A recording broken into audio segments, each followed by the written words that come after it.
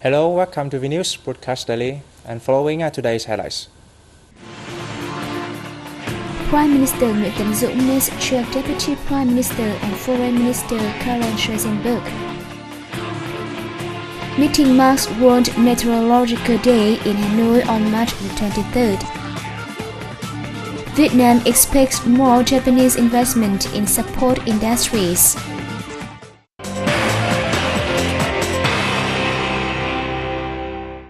Prime Minister Nguyễn Tấn Dũng met Deputy Prime Minister and Foreign Minister Karen Schwarzenberg in Hanoi on March 22nd. At the meeting, the Vietnamese government leader said he hopes that the Czech Republic will support Vietnam in its relations with other European Union countries and increase the number of scholarships for Vietnamese students. The Czech Foreign Minister agreed that both countries can benefit a great deal from the Vietnamese community in the Czech Republic. He also affirmed the Czech Republic's wish to deepen ties with Vietnam, especially in important areas such as economy, commerce, and investment. The same day, a Vietnam-Czech Republic Business Forum was held within the framework of Deputy Prime Minister and Foreign Minister Karen Schwarzenberg's visit to Vietnam. Addressing the event, Vice President of the forum's co-organizer, Vietnam Chamber of Commerce and Industry Đoàn Duy Khương emphasized the importance of the forum for the two countries' future economic and trade ties. He said two-way trade between Vietnam and the Czech Republic rose from more than $200 million in 2010 to almost $220 million last year. He said he hopes former Vietnamese students in the Czech Republic will help promote the two countries' economic and trade ties. At the forum, Czech businesses discussed cooperation with Vietnamese partners in services, investment, science and technology transfer, and other fields. Czech businesses involved in wide construction, imports and exports, banking, and renewable energy expressed their wish to find partners, transfer technology, and cooperate in fields Vietnamese businesses are interested in. Food security, safety, and infrastructural investment in rural areas were among the major issues discussed at an online dialogue between members of the public and Minister of Agriculture and Rural Development Cao Đức Phát on the government website on March 22nd. The public raised concerns over whether food security targets would be achieved when land for agricultural production was lost to construction projects such as golf courses and industrial parks. Phát pointed out that the government had passed a resolution on increasing management of land for rice cultivation and that a minimum of 3.8 million hectares of land had been set aside for rice cultivation up to 2020. The minister also said the state had introduced numerous policies to boost food security.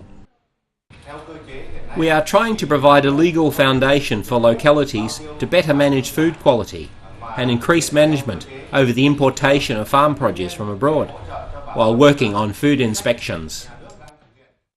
Phát added that over the past few years, the state had mobilized resources to improve infrastructure in rural areas to improve farmers' living conditions. Phát said it was vital for domestic producers to focus on price and quality. He also noted the ministry had taken measures to ensure foreign farm products imported into Vietnam met national standards, particularly when it came to food safety and hygiene.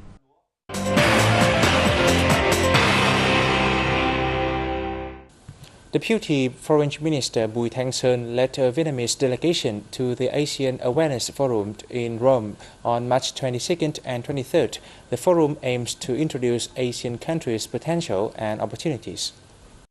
ASEAN is the third largest trade partner of the EU, after the US and China, while the EU is the second largest trade partner of ASEAN after China.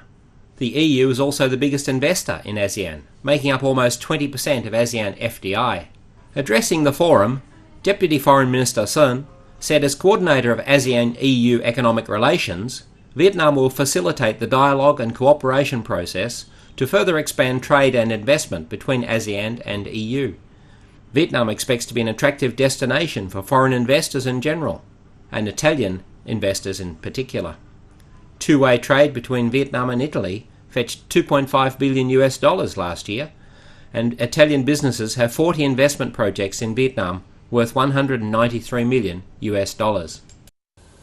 A ceremony to mark World Meteorological Day was held in Hanoi on March 23rd. Also at this time, 62 years ago, the World Meteorological Organization was established. The WMO was set up in 1950 to promote international meteorological cooperation to ensure safety and well-being of people throughout the world.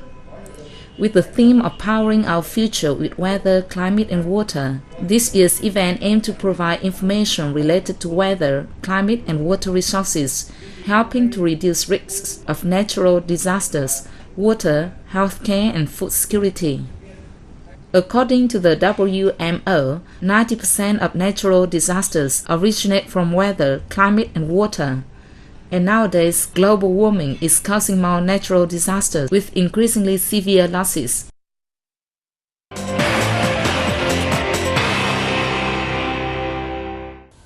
Standard Chartered Bank of the United Kingdom will advise on improving Vietnam's sovereign credit rating. An agreement to this effect was signed in Hanoi on March 22nd between the bank and the Finance Ministry. Under the agreement, Standard Chartered will help the Finance Ministry to work with rating agencies to ensure a better understanding of Vietnam's socio-economic development. It will inform Vietnam about its experience with other countries in credit rating and give recommendations to Vietnamese agencies on provision of information to rating agencies on Vietnam in order to achieve optimum credit ratings. Speaking at the ceremony, Finance Minister Vương Đình Huệ said he hopes this will be an important beginning in implementing the Memorandum of Understanding between the Finance Ministry and the UK's Foreign and Commonwealth Affairs Office. Japanese ambassador to Vietnam, Yasuki Tanizaki, said Vietnam has many opportunities to attract Japanese enterprises for developing support industries. The ambassadors made the remark at a seminar on the issue in Hanoi on March 22nd. Statistics of the Department for Management of Japanese small and medium-sized enterprises showed that 2.7% out of 220,000 Japanese manufacturers are investing abroad. There is a great potential for Vietnam to call for more Japanese investment in support industries. Industry in Vietnam is very important to achieve the industrialization, which just your government has targeted up to the year 2020.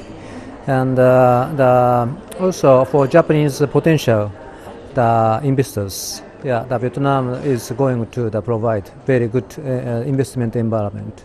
One is very reasonable labor price, and also your infrastructure is very rapidly improving. Experts at the event also said that with abundant space in industrial and economic zones as an advantage, Vietnam needs to work out a better strategy to draw more foreign investment amid stiffer competition in the region. In the near future, we will further improve the quality of industrial zones to meet the demand of foreign investors, particularly Japanese ones. At the same time, the localities need to work closely with industrial zones to offer the best services to foreign investors. According to a survey of 55 small and medium-sized manufacturing enterprises in Osaka, conducted by Osaka Chamber of Commerce and Industry in January, 75% expected to choose Vietnam as a production site, 55% aimed at domestic sales, and 27.8% eyed the country for import procurement. The 7th Cloud Computing and Security World Conference and Exhibitions took place in Hanoi on March 22nd and 23rd. A number of leading IT experts were present at the event.